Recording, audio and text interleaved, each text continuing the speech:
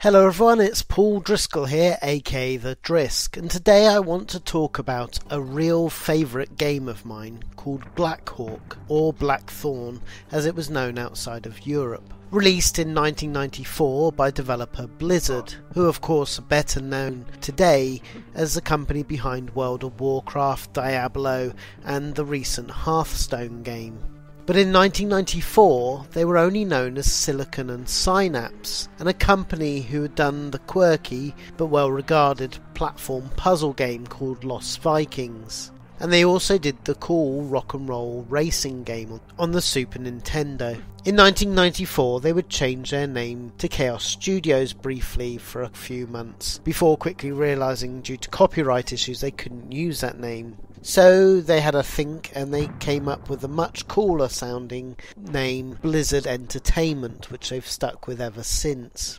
Under this new development house name, they would come out with 2 games at the end of that year, one of which would define them. That, of course, was the quirky real-time war game called Warcraft, Orcs vs Humans, that would go on to do rather well on the PC as an all-time classic. But their other game that they released was this forgotten action platform gem. Now the version of this game I'm going to show you is the original Super Nintendo version. I also personally love the Sega 32X home port, which I will show you at the end, but I felt I had to stick with the original version for the review. Also, the game came out on the PC and Macintosh and later on the Game Boy Advance. In the game you play Kyle Blackthorne, who's basically a badass military mercenary on Earth. But over the years he starts to get dreams and remember that he's actually a rightful successor to the land of a place called Androth, in another world called Tull. He remembers that he was sent to Earth by his father, the king of that country, to protect him and the Lightstone by hiding him as a child in the planet Earth.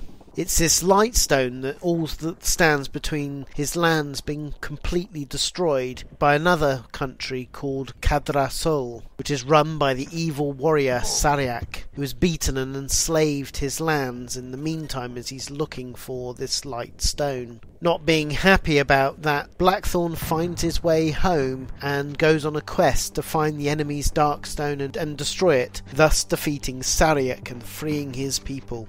My word, these Blizzard people like an overly complex, unnecessary fantasy story, don't they? Look, basically, in summary, you're a badass with a shotgun, who's ready to kick ass and chew bubblegum. The best thing about the game, though, are the sublime and complex controls. Often with games like this, you always feel you're fighting the controls and feel constrained by them. But with this game, you can pretty much do anything with a really complex yet intuitive control scheme. You can do things like shooting in both directions or rolling into the action with your gun ready to fire, or even using the shadows for a tense firefight. The game really does have the best controls I've personally ever encountered in a 2D game, and in my view it's not been bettered for this kind of game ever since. And so that's always the draw that always brings me back to play and replay this classic game. Think of the game Flashback, but with a shotgun and some attitude, with shooting first and asking questions later. You have some kind of idea of the game we're talking about. Man, I really do love this game. If they could only shoehorn the game's controls into that Terminator game on the Mega CD that I did recently, you would have the ultimate 2D adventure run and gun. Yes, the game is sublime, and with an evenly placed password system it isn't too harsh either. The only criticism I have about the game is I find the running and jumping difficult to pull off, with mistimed jumps often resulting in messy deaths if you aren't too careful. Still, despite that, it's a top game and really needs to be played. The game, as well, is a real Blizzard Entertainment classic, with all the people who worked on this game still cranking out games for the company. There is Ronald Miller Sr. who designed this game, and he's also the person behind all the Lost Viking games and Warcraft 2 and Diablo games. On programming duties you have two Blizzard veterans as well. There's Frank Pierce Jr. and Patrick Wyatt, who between them have done everything from the Lost Viking games, Warcraft 2 and 3, Diablo, Starcraft, and even the most recent Hearthstone game. Music and sound effects are minimal in this game, but they do a good enough job, and it's done by another Blizzard faithful, Glenn Stafford, who again is still there and done pretty much every Blizzard entertainment game. So overall I think this game really needs to be played more. But what did reviewers back in the day think about the game? Well, GamePro in the US gave the game 10 out of 10, saying, "Similar in style to Flashback, Blackthorne offers more action and requires a little less thinking.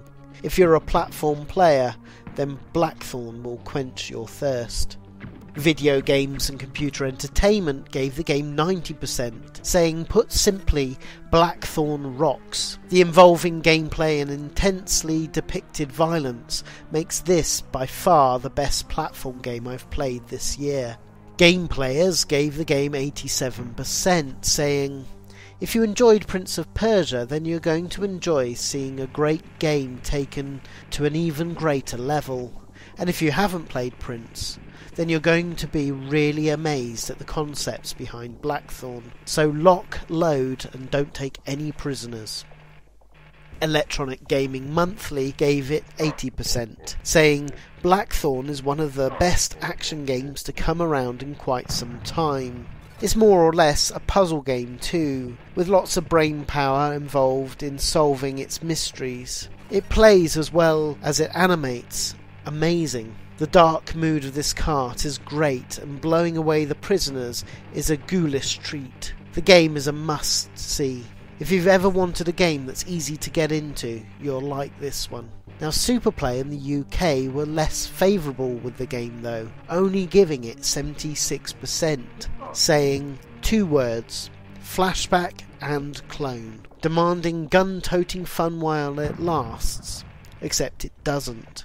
As well as the game's shortness and being just merely a flashback clone, they bemoaned the repetitive puzzles, the lack of variation, and the just one difficulty level.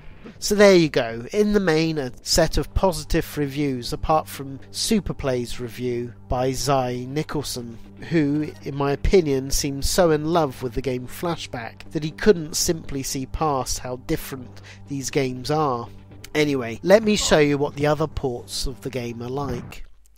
The 32X version, released a year later in 1995 and done by Paradox, is a really great version in my opinion. It has redrawn graphics and a meatier sound to the game. Also, selecting the inventory is a bit clearer this time.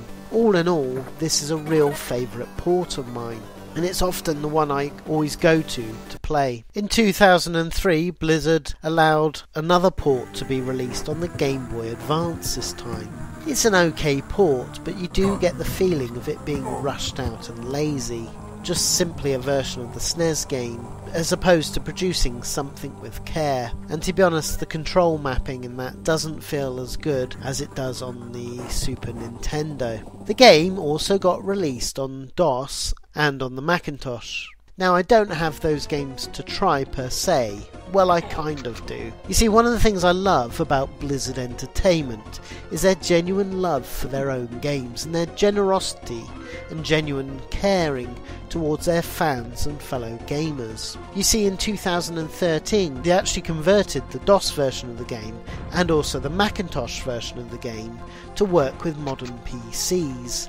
And they gave it away for free. To get the game, all you have to do is go into https://us.battle.net/account/download, and you'll be able to get the game. Now, don't worry, I've put the link on the notes of this video so you'll have it as well. It's a pretty good version. I mean, it is the DOS version was the one I played.